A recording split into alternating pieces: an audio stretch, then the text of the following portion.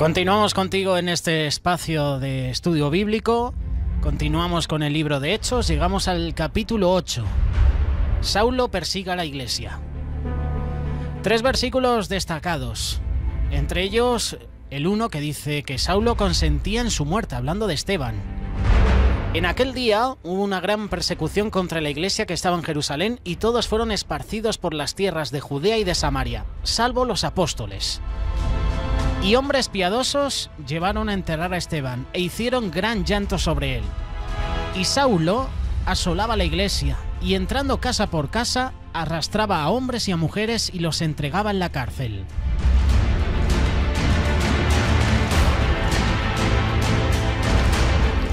La muerte de Esteban marca un punto de transición para la iglesia cristiana.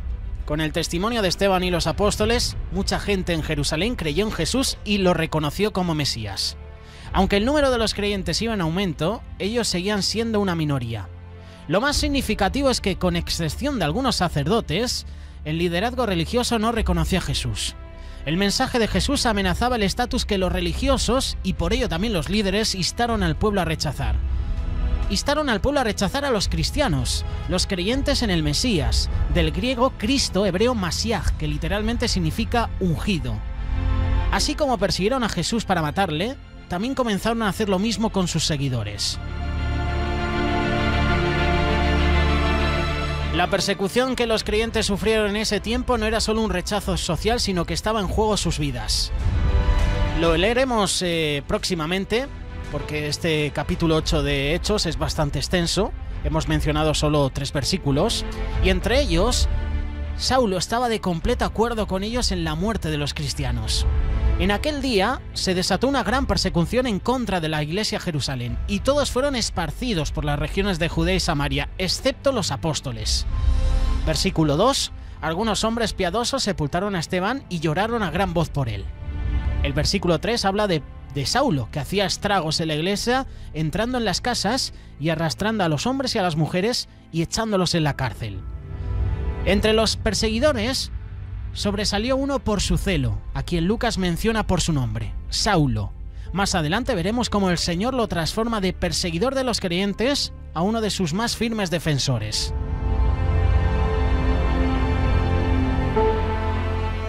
De la persecución a los cristianos podemos decir que todo ayuda para bien.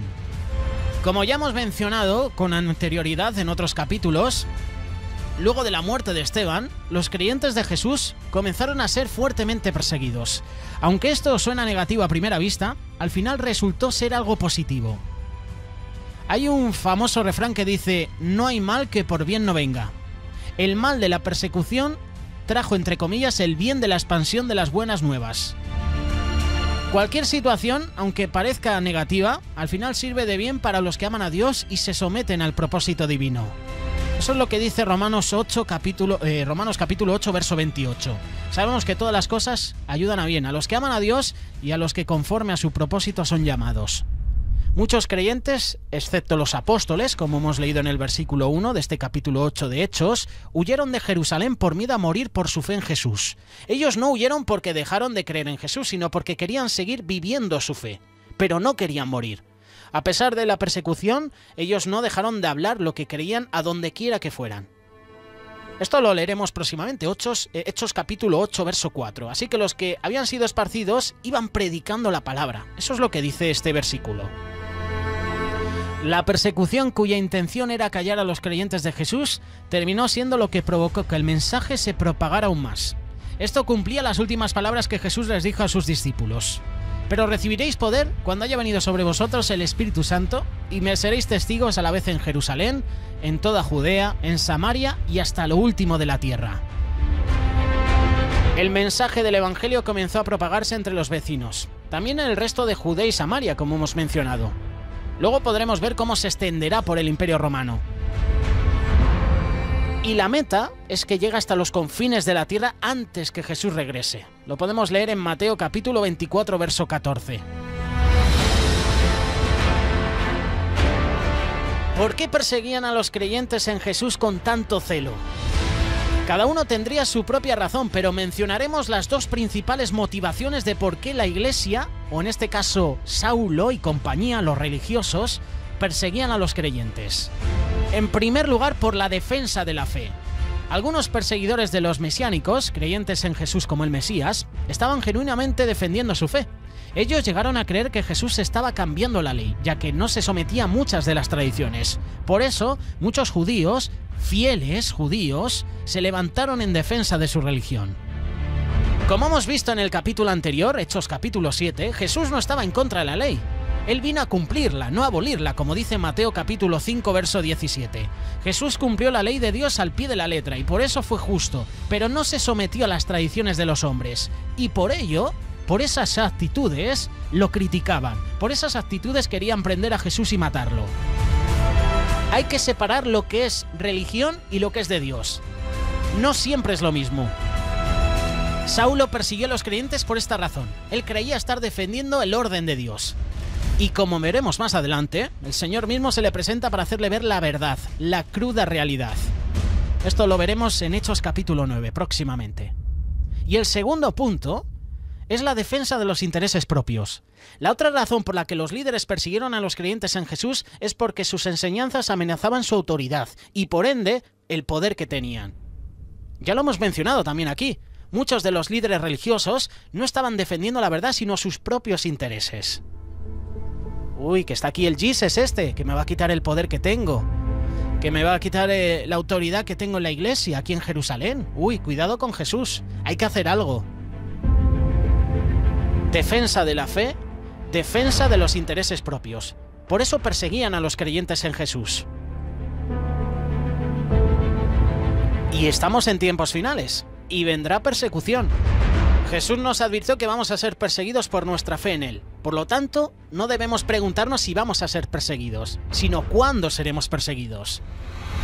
Bienaventurados aquellos que han sido perseguidos por causa de la justicia, pues de ellos es el reino de los cielos. Bienaventurados seréis cuando os insulten y os persigan y digan todo género de mal contra vosotros falsamente por causa de mí. Regocijaos y alegraos porque vuestra recompensa en los cielos es grande, porque así persiguieron a los profetas que fueron antes que vosotros. Si a Jesús lo persiguieron, también lo van a hacer con sus seguidores. También lo van a hacer contigo y conmigo. Y esto no solo se refiere a los apóstoles en la iglesia primitiva, sino también a los creyentes. Si el mundo os odia, sabéis que me ha odiado a mí antes que a vosotros. Si fuereis del mundo, el mundo amaría lo suyo, pero como no sois del mundo, sino que yo os he escogido entre el mundo, por eso el mundo os odia. Acordaos de la palabra que yo os dije, un siervo no es mayor que su señor. Si me persiguieron a mí, también os perseguirán a vosotros. Si guardaron mi palabra, también guardarán la vuestra.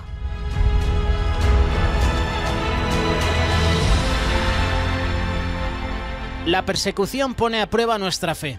Saca a la luz lo que verdaderamente creemos y lo que realmente está en nuestro corazón. También la persecución nos prepara para enfrentar cualquier prueba que nos pueda venir en un futuro. Y no solo eso, sino que nos pone en perspectiva correcta en relación con la vida eterna. Jesús dijo, y no temáis a los que matan el cuerpo, pero no pueden matar el alma. Más bien temed a aquel que pueda hacer perecer tanto el alma como el cuerpo en el infierno. Aun cuando seamos perseguidos, hay esperanza, hay consuelo. Y lo señala justamente Pablo, perseguidor de la iglesia, perseguidor de los cristianos. Afligidos en todo, pero no agobiados. Perplejos, pero no desesperados. Perseguidos, pero no abandonados. Derribados, pero no destruidos. Llevando siempre el cuerpo por todas partes, la muerte de Jesús, para que también la vida de Jesús se manifieste en nuestro cuerpo. Hay un ejemplo también de los apóstoles, y es Felipe. Tal como Jesús profetizó, los apóstoles comenzaron a proclamar las buenas nuevas en Jerusalén, pero luego el evangelio se expandiría a Samaria y hasta los confines de la tierra. Luego de la muerte de Esteban, muchos huyeron a otras ciudades, pero llevaron con ellos el evangelio, llevaron la palabra de Dios, y ese fue el caso de Felipe. Hechos capítulo 8, verso 5. Felipe, descendiendo a la ciudad de Samaria, les predicaba a Cristo. Y aquí se puede notar la palabra descender en relación a Samaria, a pesar que queda al norte de Jerusalén. En la Biblia se usa el término de ascender solo en relación a Jerusalén. Si uno va de Jerusalén a cualquier otra ciudad, siempre usa la expresión descender. Jerusalén se considera un lugar de mayor categoría espiritual que cualquier otro lugar del mundo. por el simple hecho de que el Señor decidió poner allí su nombre. Felipe descendió a Samaria y allí dio testimonio de Jesús. Muchos creyeron, no solo por las palabras que decía, sino por los milagros que le veían hacer. Como dice el refrán popular, los hechos hablan más recio que las palabras, ¿no? Y las multitudes, unánimes, prestaban atención a lo que Felipe decía, al oír y también al ver las señales que hacía. Muchos que tenían espíritus inmundos, estos salían de ellos gritando a gran voz, y muchos que habían sido paralíticos y cojos eran sanados. Había gran regocijo en aquella ciudad. Hechos capítulo 8, versos del 6 al 8. La parte final de este pequeño estudio la vamos a dedicar a Simón el Mago. Son los siguientes versículos. Hechos capítulo 8, versos del 9 al 11. Los milagros que Felipe llegó a hacer en Samaria contrastan con los que otro hombre hacía en esa misma región. Y cierto hombre llamado Simón hacía tiempo que estaba ejerciendo la magia en la ciudad y asombrando a la gente de Samaria, pretendiendo ser un gran personaje. Y todos, desde el menor hasta el mayor, le prestaban atención diciendo: este es el que se llama el gran poder de Dios. Le prestaban atención porque por mucho tiempo lo había asombrado con sus artes mágicas. Y es que la magia no consiste en poderes sobrenaturales, sino en ilusiones ópticas. Los magos conocen trucos que impresionan a la gente y les hacen creer que tienen poder. A diferencia de los magos, los brujos sí tienen ciertos poderes, ya que conocen cómo funciona el mundo espiritual, pero sus poderes vienen por su alianza con el enemigo, con esa alianza con Satanás. El hombre llamado Simón, en la historia de Hechos capítulo 8, era mago, no brujo. Él se vio intrigado por el poder que vio en los apóstoles. Los creyentes en el Señor tienen poder ya que tienen el Espíritu de Dios dentro de ellos. Los apóstoles aprendieron a dejar que el Espíritu Santo fluyera a través de ellos y los milagros comenzaron a suceder. Pero cuando creyeron a Felipe, que anunciaba las buenas nuevas del reino de Dios y el nombre de Cristo Jesús, se bautizaban tanto hombres como mujeres. Hechos capítulo 8, verso 12. Los milagros, aunque son deseables, no son la meta en sí. Su propósito principal es convencer a la gente del poder de Dios. En el reino de Dios, los milagros no son lo más importante, sino que la gente crea que Jesús es el Rey y Salvador. Él es el mayor milagro de todos. Muchas otras señales hizo también Jesús en presencia de sus discípulos. Y no están escritas en este libro, pero estas se han escrito para que creáis que Jesús es el Cristo, el Hijo de Dios, y para que al creer tengáis vida en su nombre. Juan capítulo 20, versos del 30 al 31. Simón el Mago se impresionó con los milagros que el Señor hizo a través de Felipe y él creyó. Hechos capítulo 8, verso 13. Y aún Simón, él mismo creyó y después de bautizarse, continuó con Felipe y estaba atónito al ver las señales y los grandes milagros que se hacían. La noticia de lo que el Señor estaba haciendo en Samaria a través de Felipe llegó hasta los apóstoles en Jerusalén. Ellos decidieron ir allá para apoyar a Felipe. Muchos en Samaria habían creído en Jesús, pero no habían recibido aún el poder del Espíritu Santo. Y aquí vemos lo que recibían, y lo recibían por imposición de las manos de los apóstoles, quien ya lo habían recibido. Simón el Mago vio lo que los apóstoles lograban hacer con el poder del Espíritu, y él quiso lo mismo, y pretendió comprar el don de Dios. Cuando Simón vio que el Espíritu se daba por la imposición de las manos de los apóstoles, les ofreció dinero, diciendo: «Dadme también a mí esta autoridad de manera que todo aquel que sobre quien ponga mis manos reciba el Espíritu Santo». Evidentemente, Simón estaba más interesado en el poder que en el conocedor del Señor.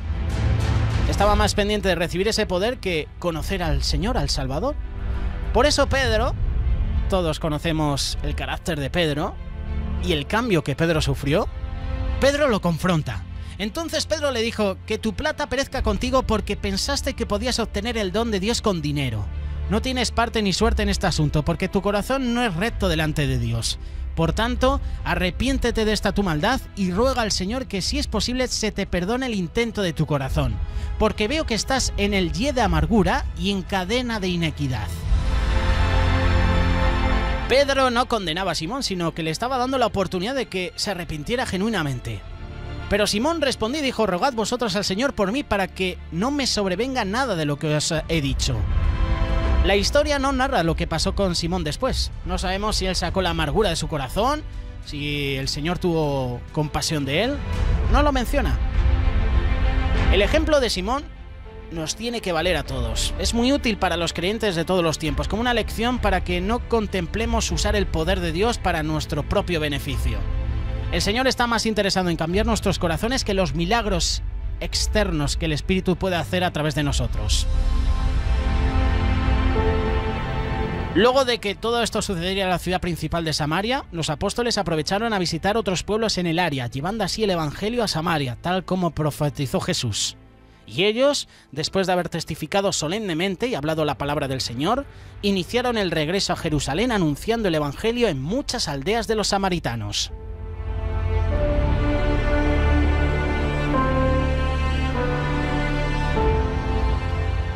Hoy en 30 más 30 os hemos presentado Hechos capítulo 8, la persecución de Pablo a los cristianos. La semana que viene estaremos detallando más esta historia, que es muy larga. Saulo persigue a la iglesia, Hechos capítulo 8.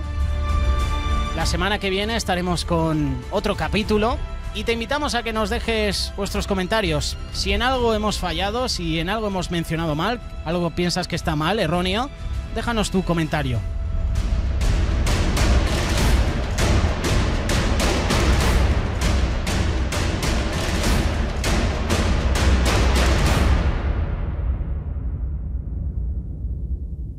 Radio Solidaria, una radio comprometida.